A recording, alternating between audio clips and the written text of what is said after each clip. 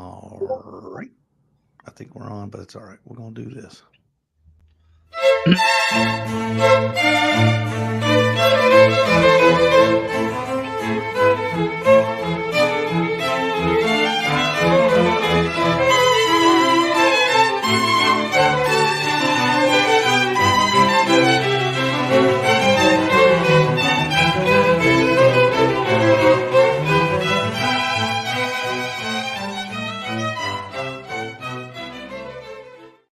And just like that, how about that? I'm Steve. There's Pete. There's Jason down in Rock Spring. There's Mike down in Fort O. And there's our special guest, Jarod Harmeier, up in Austin, down in Austin, Texas. How you doing, Jarod? I'm doing great. Thanks for having me. Okay, good. We'll get this sound thing straightened out a little bit. Just keep hanging in there with us. Jarod is the director of manufacturing for Franklin BBQ Pits, and we are really excited, Jarod, to have you on the show tonight. We really appreciate you taking your time away from your family to be with us. And I know I've got a lot of questions. I know Jason is he's been going crazy, just wanted to talk to you. Hey, what we usually do, Jarod, we normally start the interviews with our segment we call our college days. Okay, you with me? All right. Okay, I'm with you. All right, these are your college days. Now, you were graduated from the University of Texas, correct? Okay. Now, we like to single out some notable graduates. And I mean, a lot of people have graduated from Texas. So, of all the people that have graduated from the University of Texas at Austin, including you, who do you think the most famous Texas graduate is?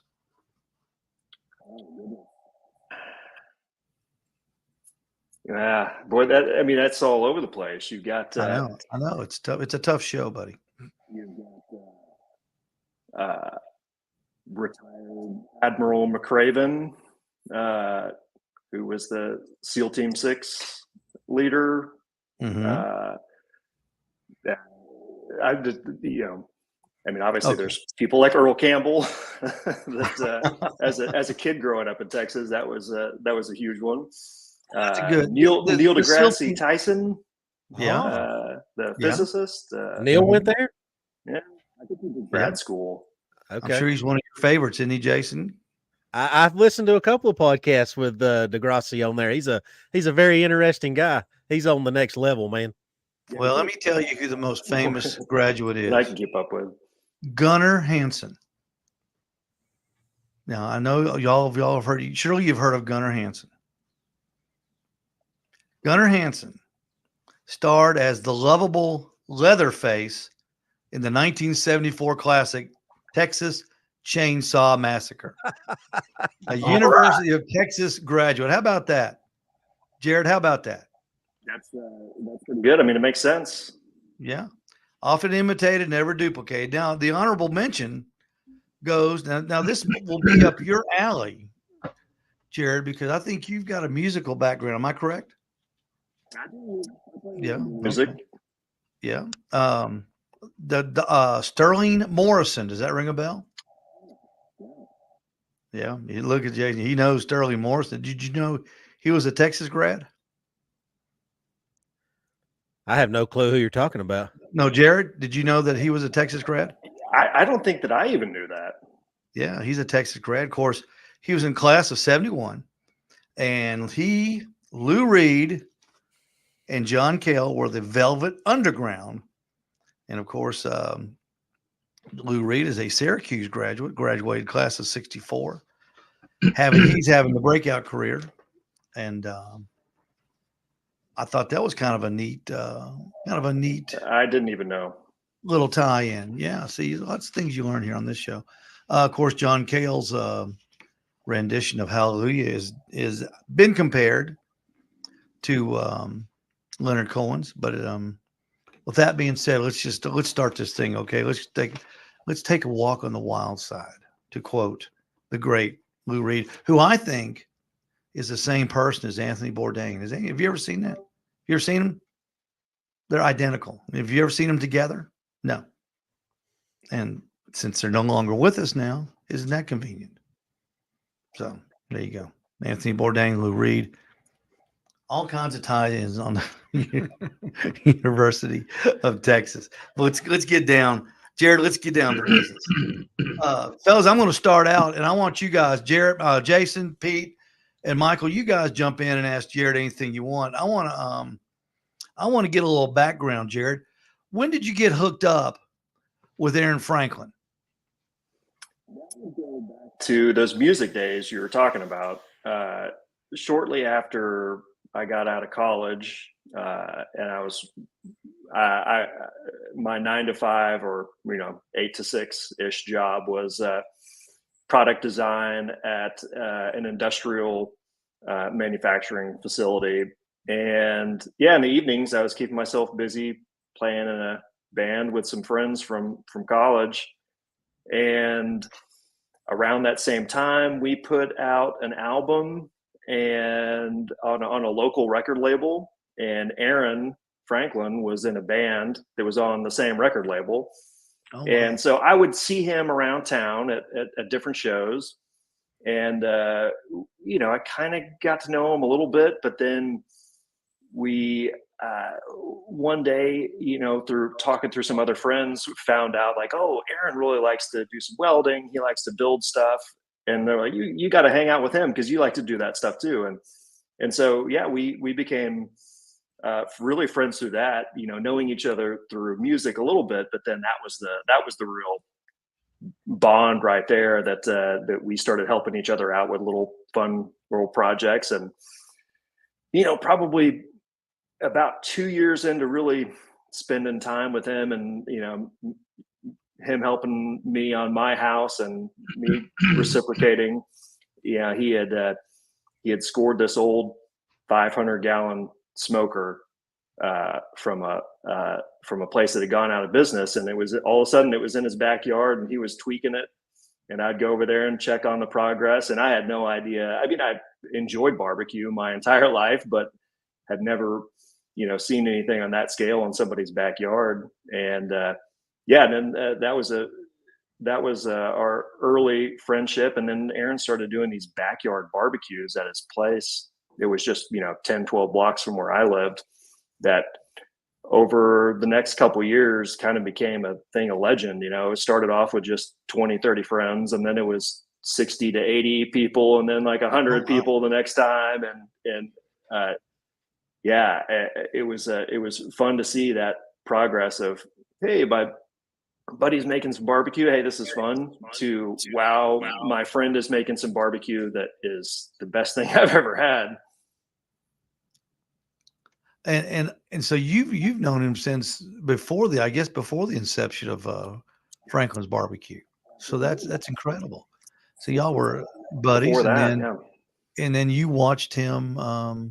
I guess you may have saw his first brisket ever.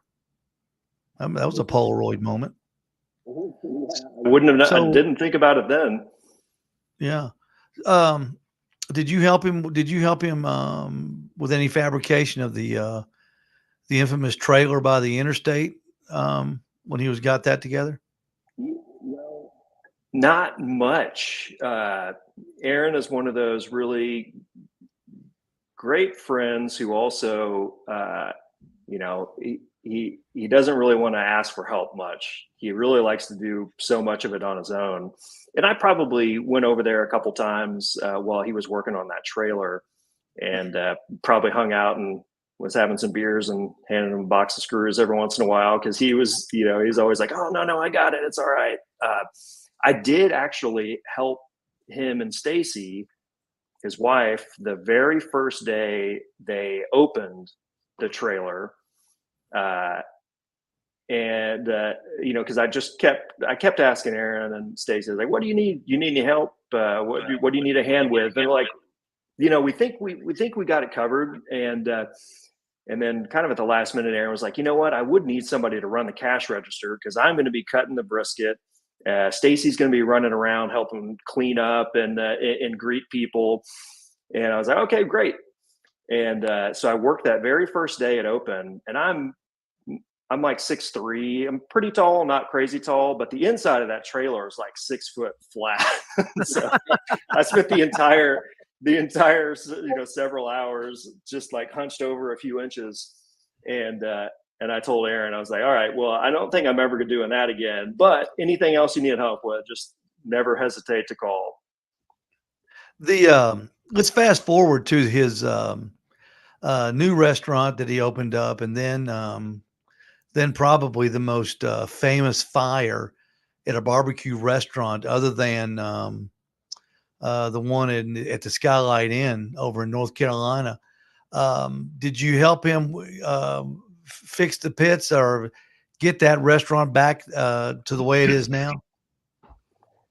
I mean, very little. Over the years, I've kind of chipped in on a little bit of planning work, like permit plans and stuff. Whenever they first got the restaurant open, a little bit on the architectural and engineering side of stuff. But at that point, whenever that fire happened in 2017, they were. I was pretty busy working on some other stuff, and there was no way that I could have helped turn around, an architectural full engineering set of plans as quickly as they needed to for the construction, the reconstruction of the restaurant. So yeah, luckily they had some help from bigger folks that could knock that stuff out really quickly and expedite it to the city so that they could get back up and running again. But yeah, that was a pretty wild time for them for sure. Because I had a major fire in my business in 2018, the winter following 2017, and I almost as crazy as it sounds, I almost called him to commiserate and ask where do you start, or where do you start to build back, because the insurance agents they're a little bit helpful. My local guy was real helpful, but a fire in a business is it's a very devastating thing that can happen. And his comeback was phenomenal, and it was watched by people all over the world. It was incredible. It was amazing how, those few months in between the fire and reopening probably seemed like an eternity for a lot of people, but watching that whole thing come together that quickly for as glacially slow as major construction projects often happen was pretty amazing to see. All right, let's get to the pits now, because I know Jason and Michael are going to want to ask you specific technical questions. Pete and I are we're the social club, and so when did the idea of a mass-produced pit for the masses start to seriously be discussed? Like, I think we can do this.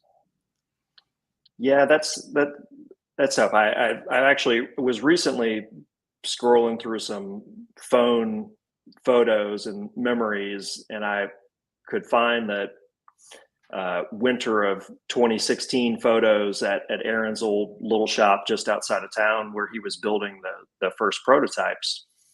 And that was when he first reached out to me and said, hey, I've been tweaking this little kind of backyard pit idea, and I'm maybe 2 or 3 little versions into it now, and I want to start thinking about how to make this on a larger scale, not just me by myself over a few months working on something. So I started taking some measurements of what he was building, and started building some CAD files and thinking that through. And then we would get another round of parts cut, and he would make a few adjustments and just cook on it for a while. And then a few months later, Aaron would give me a call and say, hey, I want to change this. And so I'd go back to the drawing board and make a few tweaks. So that really started, as far as I'm concerned. I'm sure Aaron had it in his head much longer before that. But yeah, like that winter of 2016 going into 2017 was whenever I started helping out just on the side a little bit. And yeah, over a several year period, little tweaks here, little tweaks there. I mean, the firebox door with the vent holes and that logo size, that changed so many times as Aaron was trying to tweak the right airflow, the smokestack size and height, all that, just getting the right draw. So there were so many rounds of those changes over the years until early 2020, whenever he felt like he finally had the right mix of everything. And so there was a few year process then, and then that's when we started, the discussion about, okay, well, we're going to start building these. Then let me come on board and help get this thing off the ground.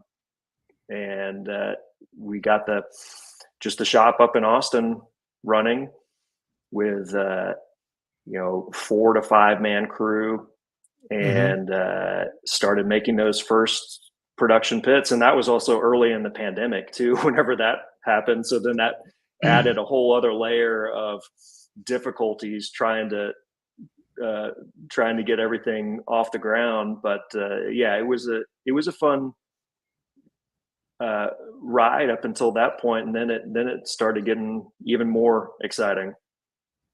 Well, the finished product is utterly incredible.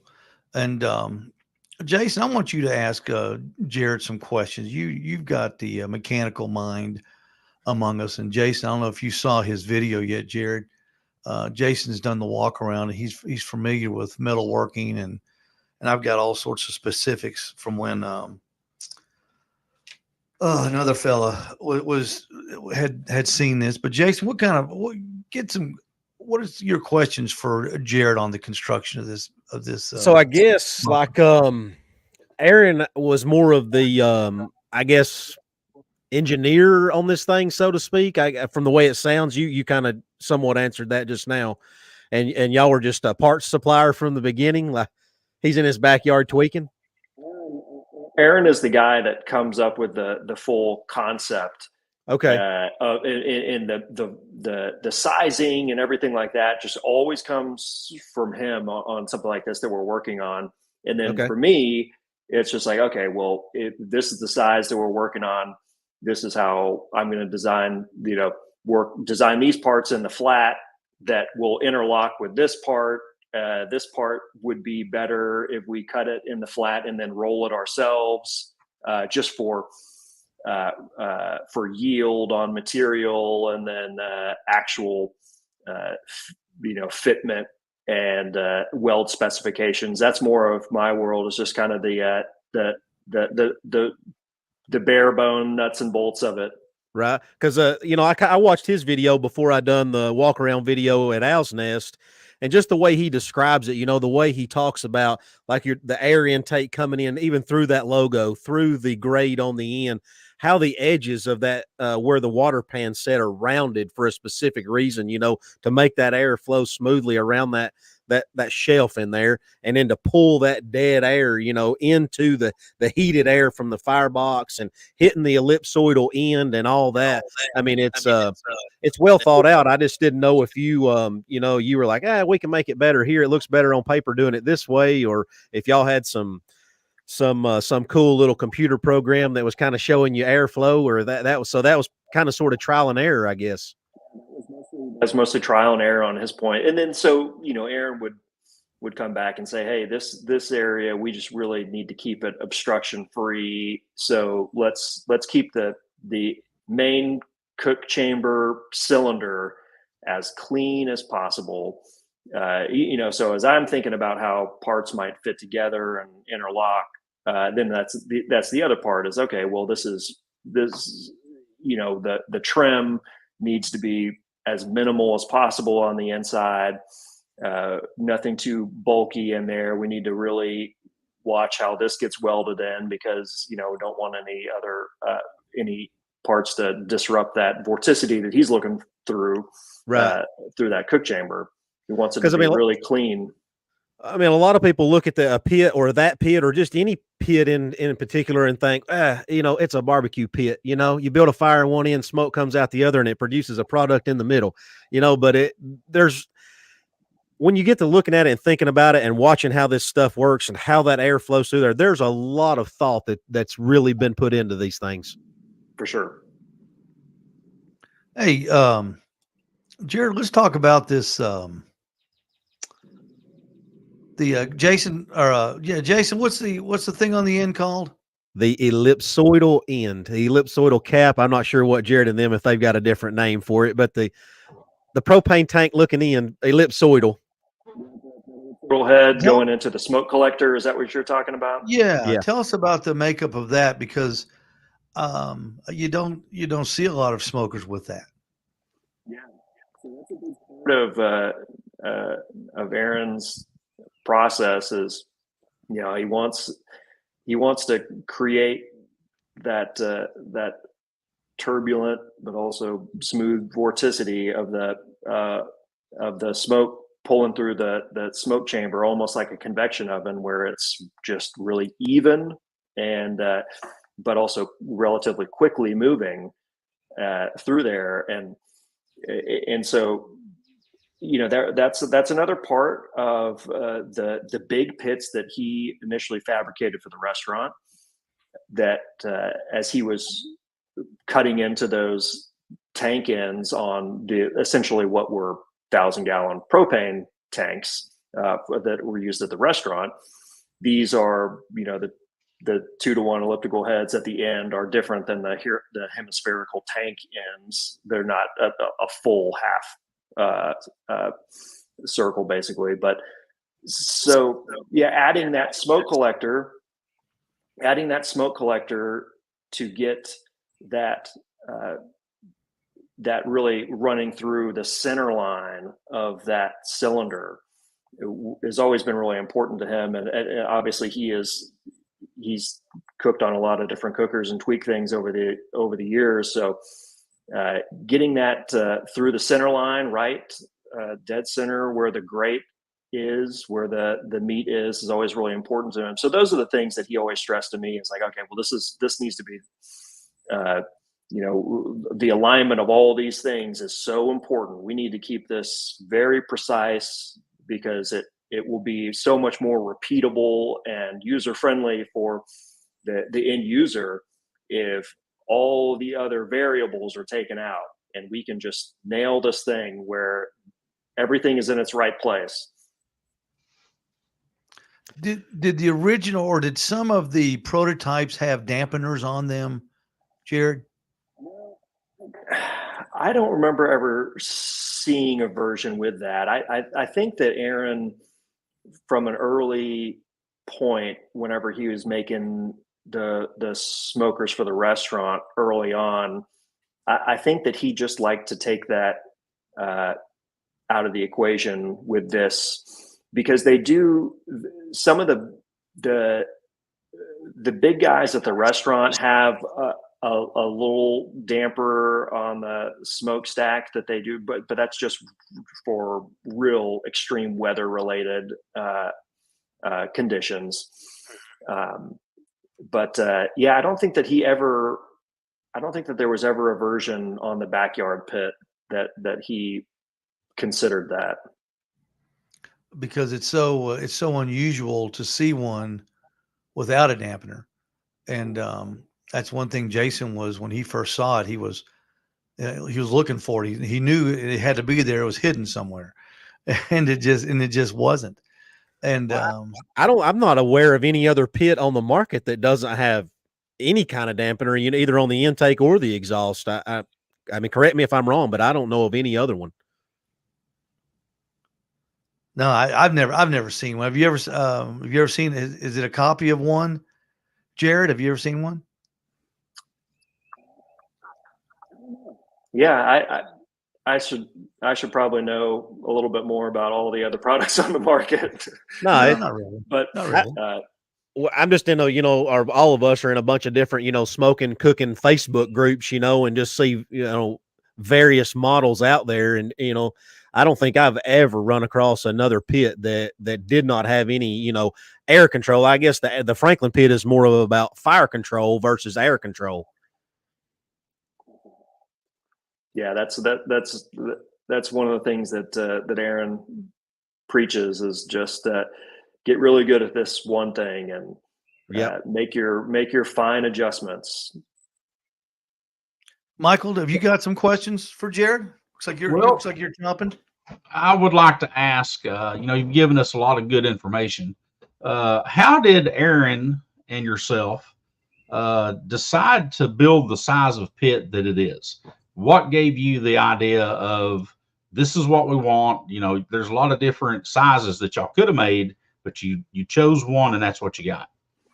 Yeah. I think that the 20-inch cylinder body of the cook chamber was something that was, there were a couple different things. It was relatively, it was readily available for him to grab and mess around with something in his backyard. I think he liked the size of it. And then, he really thought out the actual cooking grate size that he wanted. So, he wanted the idea of, being able to do 3 briskets from that same side of the cow. That's the perfect size pit that he would want for the backyard. So, along with using the ellipsoidal head on the end, then kind of defined that, okay, well, that comes out to about 42 inches if we have this space for that, the heat deflector shelf where the water pan would sit. And then when it came to the firebox end, it's a little bit longer than most that you would see, I think, in relation to the size of the cook chamber. And that was probably something that maybe got tweaked a little bit here and there. But basically the same outside diameter, but it's got the inner firebox so that there's that air gap in there. So I think that, I think he started with the goal of wanting to be able to cook a certain amount and then kind of work backwards from there. And then once those are the things that has that kind of deft touch with when it comes to, okay, well, the volumes, like, all right, well, we've got this much area that we're cooking on, then this is about the amount of wood that I'd like to be able to fit into a firebox that's also not just outrageously cramped or close to the exchange plate in between the firebox and the cook chamber. So a lot of that is just gut instinct from Aaron, and there were probably minor tweaks along the way. I'm sure I have, dozens of folders of old versions of drawings from those early days before we got to production.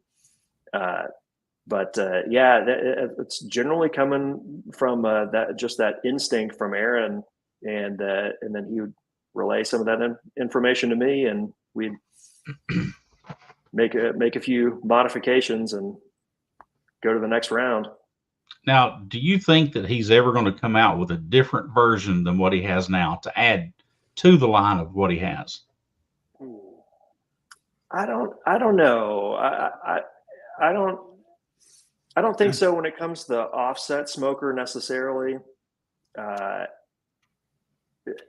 I'd be, there was a point early on whenever we were into the first 50 or 60 of production that, we had some joking conversations, especially, early on in the pandemic during, material pricing surges and shipping craziness just in the freight world, where we're like, boy, maybe we go back to the drawing board and make something that's a little smaller, because when you're shipping something that's nearly 700 pounds and is 80 something inches long when it's fully crated, we're kind of kicking ourselves a little bit. It's like, boy, if we would have known how expensive some of this stuff was going to be, maybe we would have thought about this differently. But at the same time, it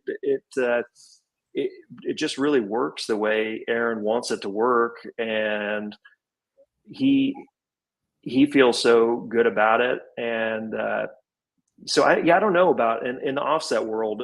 You never know. I mean, Aaron is he's an idea guy. He doesn't. He probably, I'm not even sure if he sleeps that much. He's got so much stuff going on. He's always got a new idea about something to tinker with. So I would not say, never say never with that guy. When we got the two cookers delivered, Pete and I were looking at the skids, and we looked at at the box, and we just we were amazed that we could just pick the box right up. You didn't have to undo anything. And then built-on ramp. Yeah, Pete figured out I didn't read the instructions, and Pete didn't either, but he's got more of a background in big equipment and receivership. And tell Jarod what a kind of an experience we had unloading those. Oh, it was simple. Unscrew 3 screws, flip it over right there on the bottom, screw it back down, and we rolled it right on off of there. I mean, just as easy as can be. It's matter of fact, out of any smokers we've gotten in of any size, those were easier to unload than any of them. Did you design that, Jarod? Yeah, so we changed that. We moved over to that heavy corrugated top, basically, probably a couple years ago. But whenever we were initially shipping them only out of Austin, that was a big thing. I mean, Aaron and I went through 2 or 3 rounds of crates that we were building. I would build one. I would take it up to the shop, and he would take it apart. He would take some of it was all OSB. It was all wood crate that first year and a half. And he would take some stuff home, then he would bring them back up to the shop. He's like, hey, I made some tweaks here about this. And so we had a few different rounds of that. It was funny. By the time that we got that set to how we wanted we spray painted the screws, because that had a lot more screws on it since it was a fully crated pit. We had color coded screws. So the instructions, I would take some of my technical drawings and say that, point to things, say, all right, you take this row of black painted screws off, and then this row of turquoise painted screws, and then the red screws are the last ones, and that's what drops the ramp, and then you roll the pit off the ramp. So that was a huge thing that Aaron wanted really done well. Was, hey, we've got somebody that's spent on this pit, and it's delivered. They're going to be excited to have it. We don't want that last experience before they take this thing into their backyard to be a disaster or to be frustrating. So yeah, that was something that we put a lot more thought into it than most people would think. Well, you can tell, because it's a very easy pit to unload. One person could do it. If they were maybe like somebody like Jason and Michael, a couple younger guys, they could do it themselves. I couldn't do it. Pete might be able to do it if that brand new hip holds up. And but it was just fascinating the way, I was looking at that thing, and I said, hey, there's that piece of wood sticking up, and I said, what in the world is that? And Pete said, that's a ramp. I said, no way. He goes, that's a ramp. Let me show you how this works. And sure enough, he had it figured out in 10 minutes. And I said, wow. I thought it's something to hold a cardboard on, or I just never saw that much thought, because I've been in business 40 years and man, I've uncrated everything. You work on cars. Yeah. And I've never seen anything that easy to undo that was so big and heavy. Well, I think that was part of our motivation, as Aaron and I both ordered a ton of big tools and stuff like that over the years. And we've all had those really frustrating uncrating events that we thought, man, I just spent several $1,000s on this, whatever it is, table saw or welder or whatever. It's like, this whole thing this is a mess. This is taking up half my day. So yeah, we definitely wanted to avoid that if we could. You you just brought up the welder and this. I'm amazed at the welds on the smoker. The welds, I've been around a lot of welding, in my time, but those welds are just unbelievable on it. Take a lot of pride in that, and it's been a whole lot of fun working now. From initially, just us in the shop in Austin to setting it up with our co-manufacturers and spending time with them, and it's great when it ends up being fun for the people that are building it too, because so many people that maybe if they're in the oil and gas world or the pressure vessel world, that, hey, this is just about, this just has to hold whatever, and we're like, hey, we know it. This is your time to shine. Now we get to, here's a chance to make a very aesthetically pleasing weld too, that you get to feel good about whenever maybe you want to take a picture and show it to your wife when you get home and say, hey, look what I did today. Which is a lot of fun for everyone to feel like every aspect of the pit along the way is something to take a lot of pride in. Go ahead, Pete. No, that's just no doubt. And you're right. Pride drives a lot of good products, a lot of good atmosphere too, which creates a lot of that as well. Hey, Jarod, let me ask you a little. I know we're all manly men sitting here and talking about smokers and cooking food and stuff, but is this art? And the reason I ask it is because, if you look at Aaron Franklin's restaurant sign, the Franklin's BBQ, that's a palette that an artist would use. It's in that shape. And I always thought that was sort of a message to people that this is not only good food, but to me, it's a work of art. Does he feel that way about this smoker? And do you? Yeah. I mean, if you think about so many aspects of the aesthetics of the pit, and just on top of the functionality, but the cook chamber door and the firebox door, those are inset flush with a reveal around the side.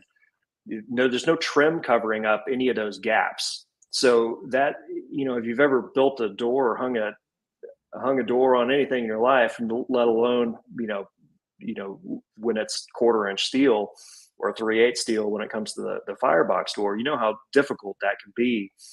And Aaron really, he loves his mid-century aesthetic. He loves that type of kind of classic furniture and stuff too, and that's a big part. He also loves hot rods and old trucks, and this, the design of he's got a 51 Ford that he drives around on the weekend sometimes, and he loves the look of those classic cars, and the little details like that have always been really important to him, which was made it fun for me, coming from my background too, to be able to say, hey, all right, this isn't just making something that people are going to throw a bunch of logs on and set a fire. This is also something that's going to be sitting in your backyard, on top of functioning the way we wanted to make it look aesthetically pleasing as well. It's a conversation piece. I mean, you're standing around your backyard,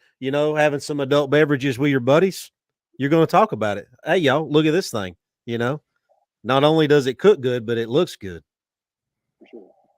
Jason, he'd like having you for a next door neighbor if he's in hot rods and trucks. And absolutely, we would be tinkering all the time. This guy's as country as cornbread, Jarod. Let me tell you.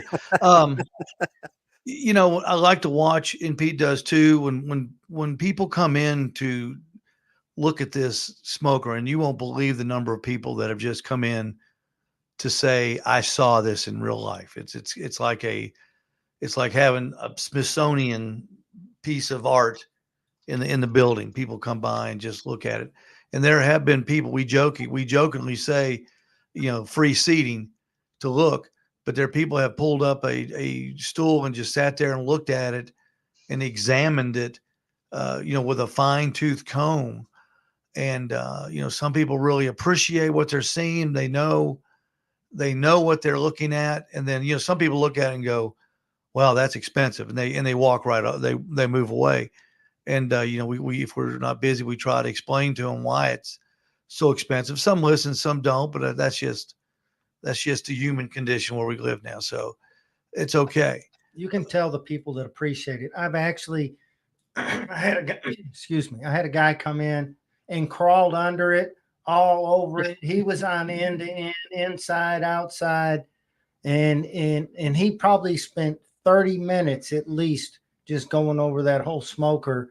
And he looked at me and he said, I got to have one. And he has a bunch of big smokers. He's a guy that uses a bunch. So I got it in my mind that he was leaving there getting ready to get rid of some of the smokers he's got to come back for one. He's a potential client. Whose idea was it to put the flames on? I'm going to call them, what are those called, Jason? Fenders on the wheel? Yeah, the caster mounts. Yeah. Yeah. I mean, that's I think that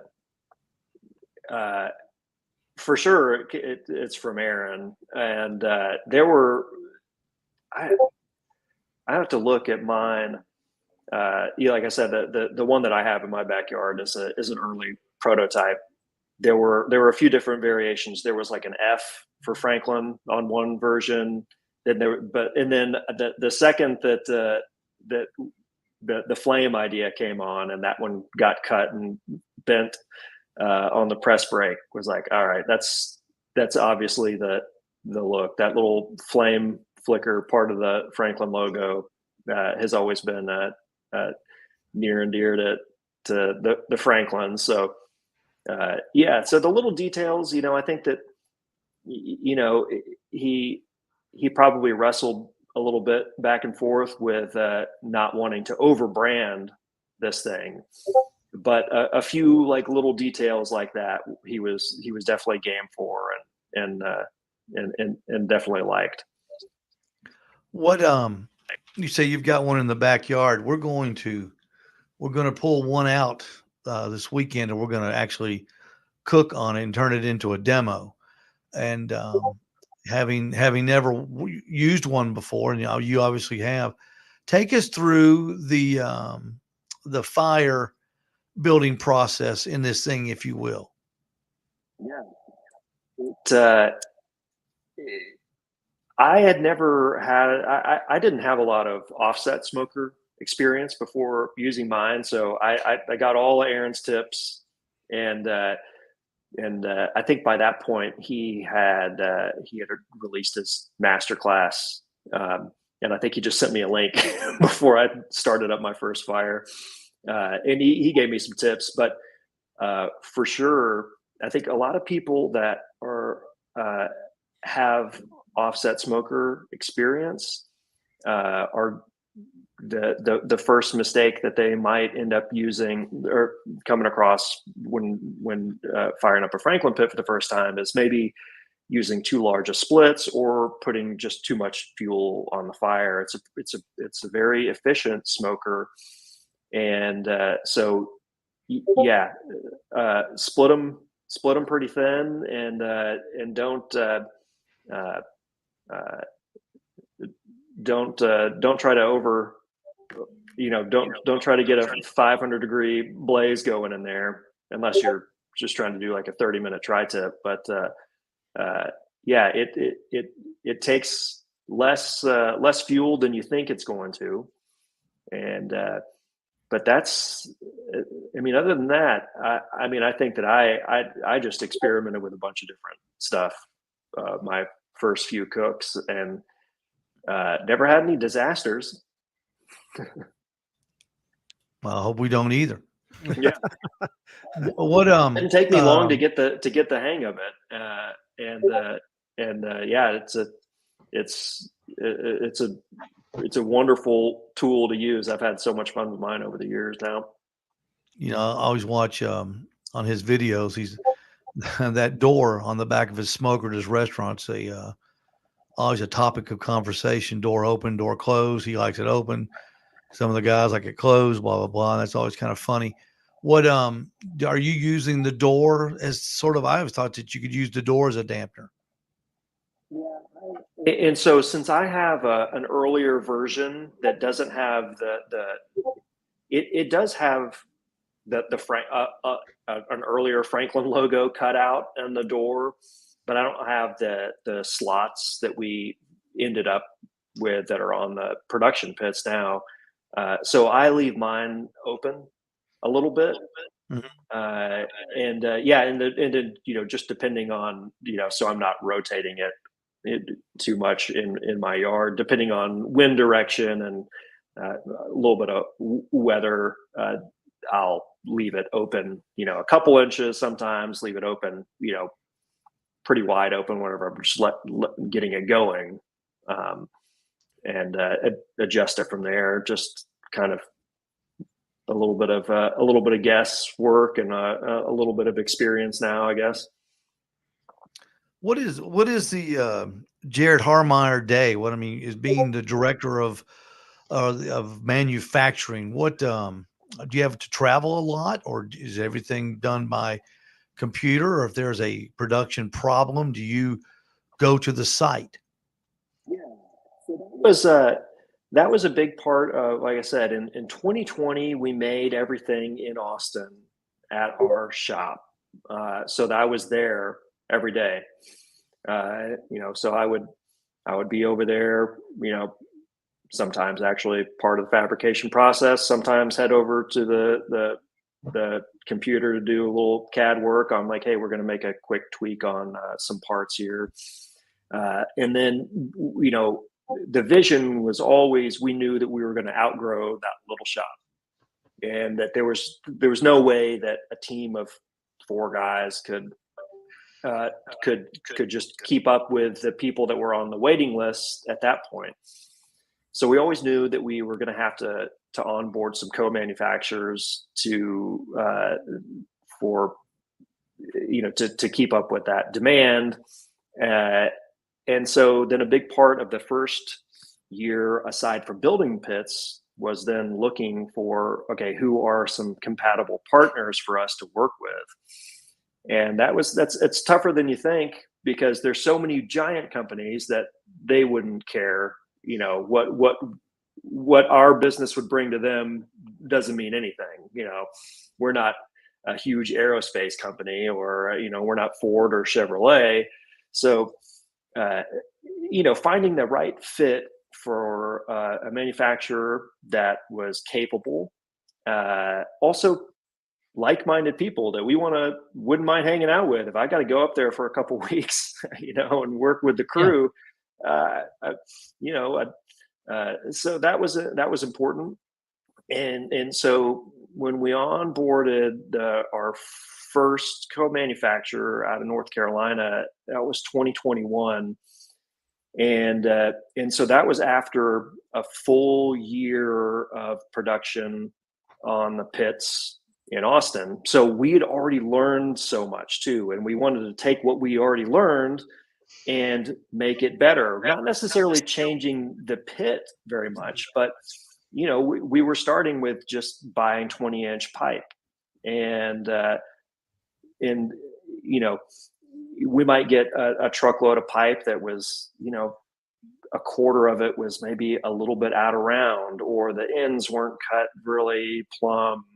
And so then we would, as the director of manufacturing, then I would have to cull parts and say, all right, well, we can't use this because we're not going to be able to, this isn't going to make a good firebox. Or, certain pipe maybe had a tension to where, when we're making those last cutouts for the cook chamber door, it just wants to spring open. So then it became about, okay, what are the things that we can change in the processes that will make this more repeatable?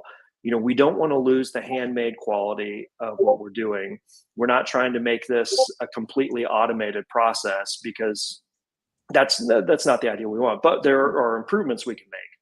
And there's a term that's used in manufacturing. It's a Japanese term called poke yoke. And it's basically about like designing a process that is foolproof. And what could we do to make little tweaks along the way? Like we could change this part, we could cut it a little bit different so that it only fits in one way. So that, if this part doesn't fit with this part, then it wouldn't even make it to the next sub-assembly station.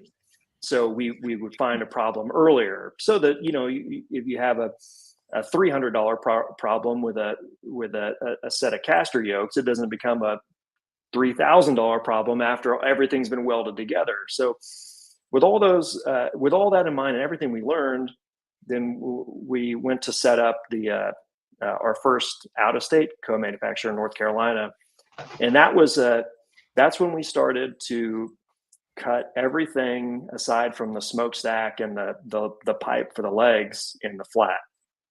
And then so all that geometry would be cut on the lasers, and then we roll it ourselves. So all those cylinders are parts that we cut in the flat, and then that means that we could make little tweaks on how those parts are cut, and they might have like some tabs that align with the next part, so that part can only fit together one way. And so you take a few of those elements out of the equation to where something can get messed up in sub-assembly process, moving from one step to the next.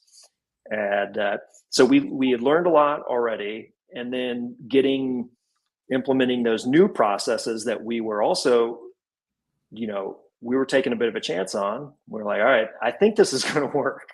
You always have to take a little bit of a leap of faith whenever you have an idea, like, all right, I think this is going to work, but I'm not positive. So so getting that up and running, I was spending a lot of time out there, a week or two out of each month for those first 5 or 6 months while we got that first co-manufacturer onboarded. And then 6 to 8 months later, whenever we got our second one up and running in Oklahoma,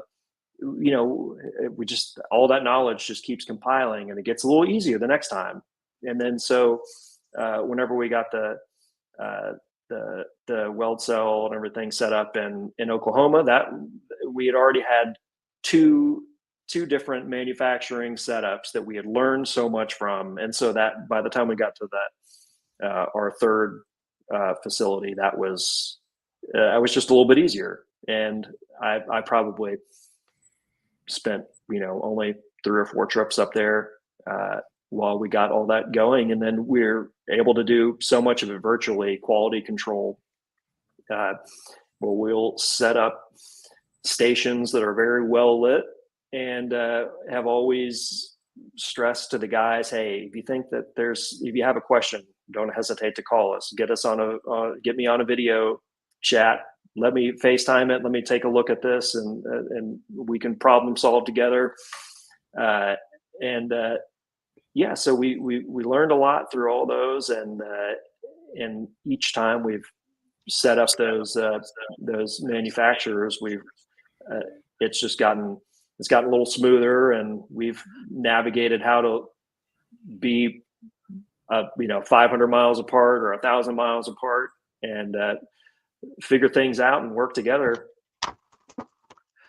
How far is it, or how long is it take to build a pit?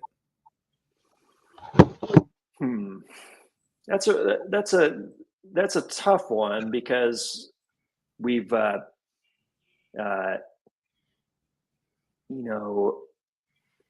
time studies at each one of the manufacturers. We get to the same end point with the pit, but at each facility we kind of have, sometimes there's different sets of tools that we're working with. Okay. So we may, one facility, we may have parts that are pre-cut on one aspect of the pit, and then the other facility we may be getting the ellipsoidal heads in, where we're manually plasma cutting that out. So it's a little different, but I think with a good crew of, we have a smaller crew in one facility and a larger crew in the other one too. So it's a little bit of an apples to oranges comparison, but I know that between time on, even some of the semi-automated processes with the laser cutting of parts, if you try to take all that into account, I'm sure it's a good 30 hours of time that are going into each pit. Wow. 30 hours. Is it an assembly line process, or is it does the pit sit there and different people come to it?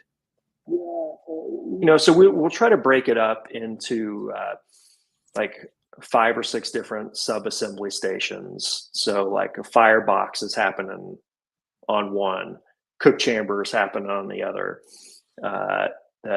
The wood grate, like the wood grate and the leg assembly at a different station.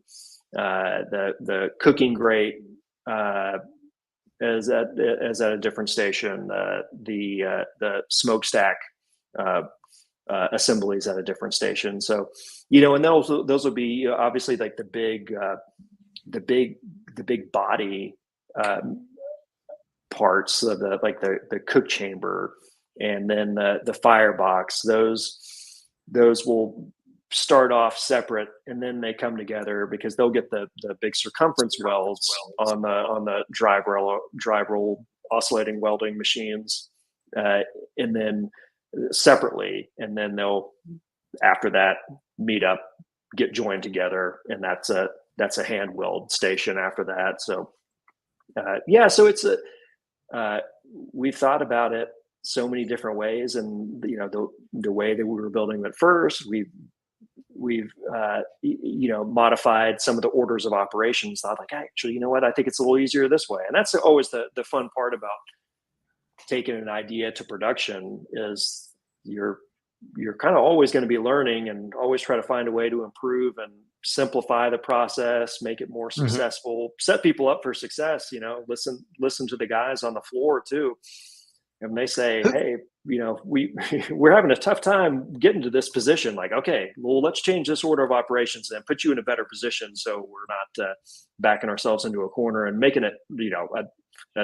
You don't want to make somebody have an easy chance to put this nice weld down instead of putting them in a tough position.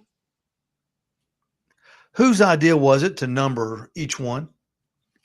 I think that was Aaron from the get-go. I mean, any of these the big conceptual ideas always are him. He really liked that idea of, aside from, hey, we want to use domestic steel, we want to source everything domestically, from the grease bucket to any of these, obviously the steel itself.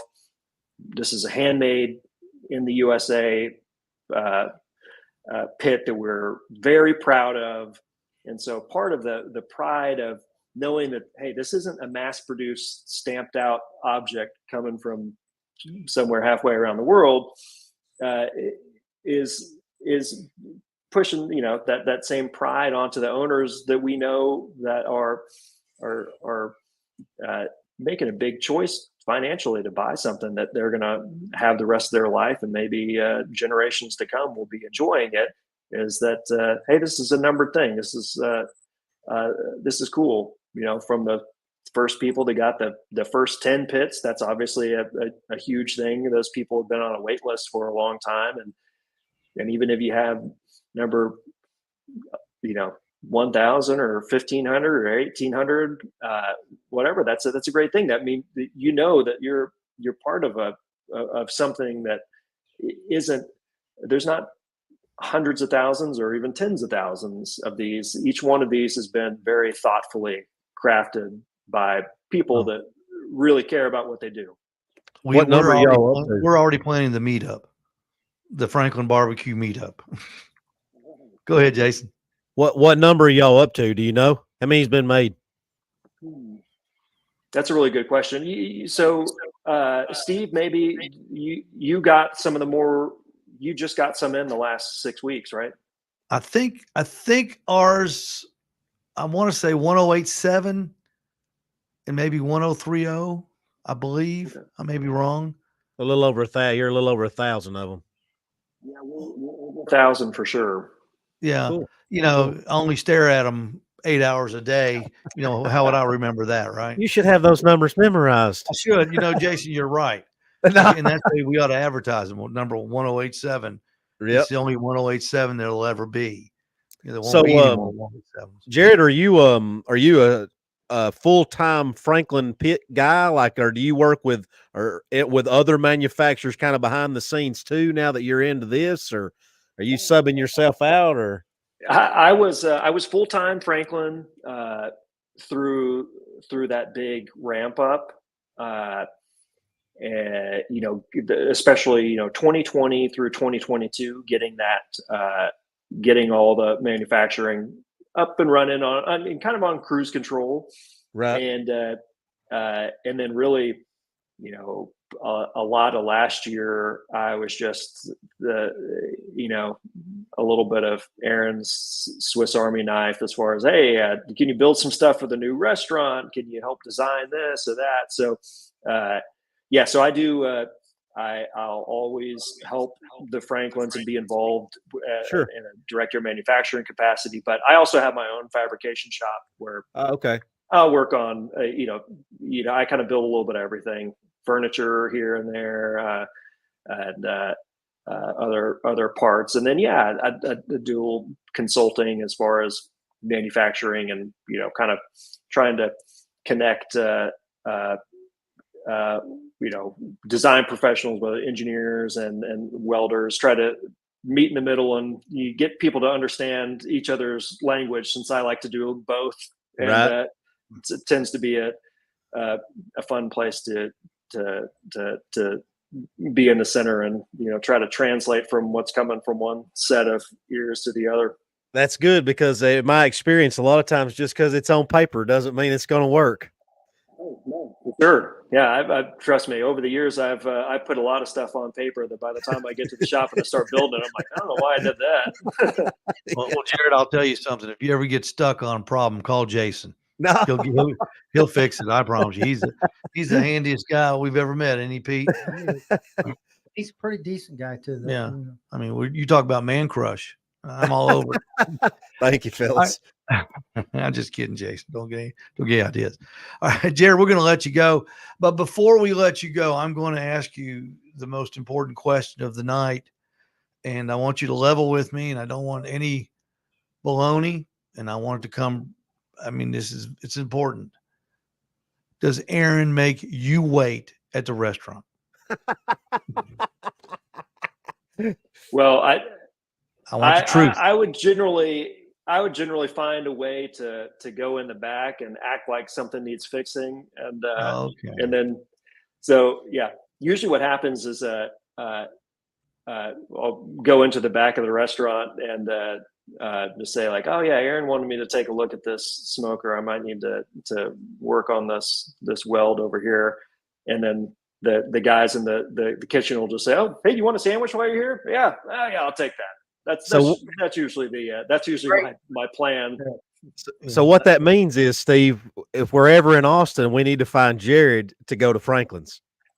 Yeah, Matt. I don't know if Matt is your coworker or superior. It doesn't matter. You guys all work together. Matt said he would sneak us in the back if we ever got down there, fellas. So. Nice.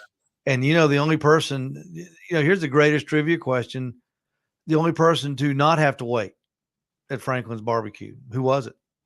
Was president. Which one? That's right. I'll say it was Barack Obama. That. As far as I know, that's correct. Am I correct, Jared?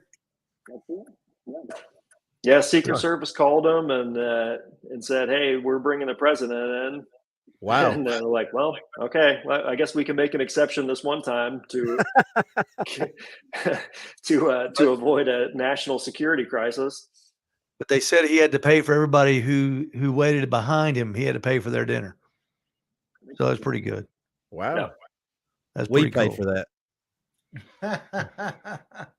So we should go to the front of the line, right, Jason? I can just see us now. Remember when President Obama was here, Aaron? That's my sandwich. Yeah, my sandwich. Jared, thank you so much for joining us. We kept you over, but that's okay. We appreciate you so much. It was so much fun talking to you. Thanks for bearing with us on the pre-show problems we had. It actually went smoother than it usually does.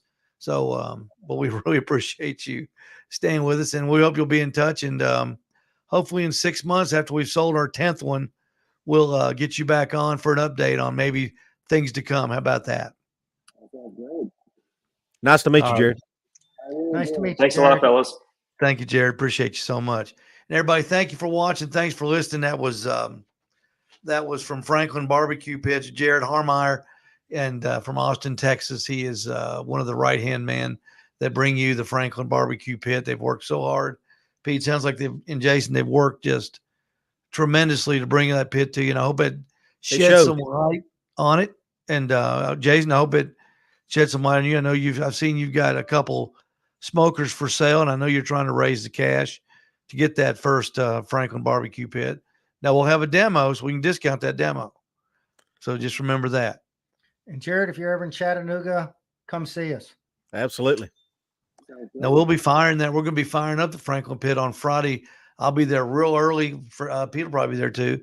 And we're going to do a brisket, and we're going to do some wings on the Franklin BBQ Pit. So if you want to see one in action, we're going to be there all day with it fired up. We're going to have a brisket done, and hopefully in time where we can share it with you live right here on Facebook. Until Saturday morning, fellas, thank you for watching. Thank you for listening. We'll see y'all early Saturday morning at the Owls Nest BBQ Supply Store and the Franklin BBQ Pit Demonstration Day. Thank you so much for watching. Thank you so much for listening, everybody. We appreciate it. You bet.